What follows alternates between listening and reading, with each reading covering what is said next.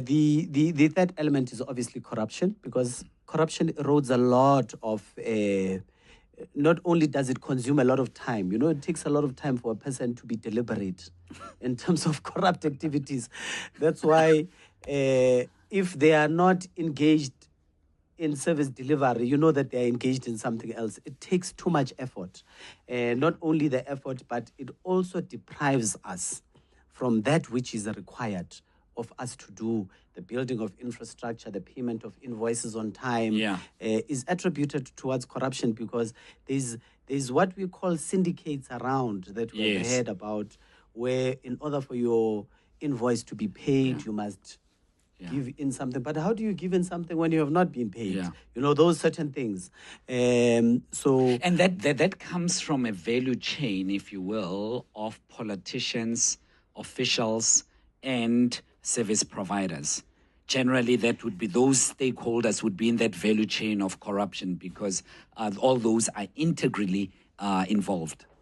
Well, look, for corruption to take place, there must be a corruptor and a corruptee. So it's an entire cycle that is both macro and micro.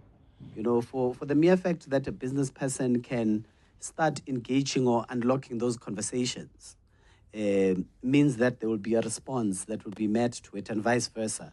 So I don't want to attribute it to just the micro space of governance and the operation of provincial government and exclude the outer layers that could be a contributing factor towards corruption.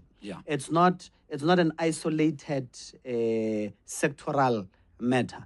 It has unfortunately become a society issue. In all corners where it exists, that must really be clamped down on. But how endemic is it in the province? I mean, it's unfortunate that the face of corruption in the province and in the country is attributed towards a political face, or political faces, that is, without having an understanding that there's a lot of administration and administrators, senior administrators, who do the administration and to a certain degree enable it. And equally as well, businesses who are outside of the state, who are under no scrutiny as well, because they are faceless. It's just the names of the company without understanding the directors. As I said initially, we've got 50 billion in terms of the opening balance of unauthorized, irregular, fruitless, and wasteful expenditure. So you can just imagine there's a lot of distressed projects across the province. I think the last count we're sitting at 56 or so. They can be an element of attribution that these distressed projects are as a result of some corrupt relationship.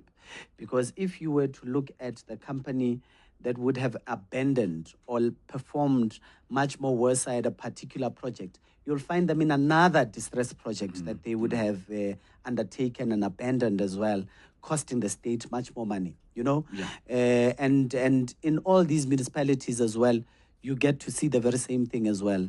By the way, the city of Johannesburg is sitting well and above 1 billion rand in terms of unauthorized, irregular, and fruitless expenditure. City of Ekurhuleni is sitting just slightly below 1 billion in terms of its opening balance, according to the Auditor General's notes.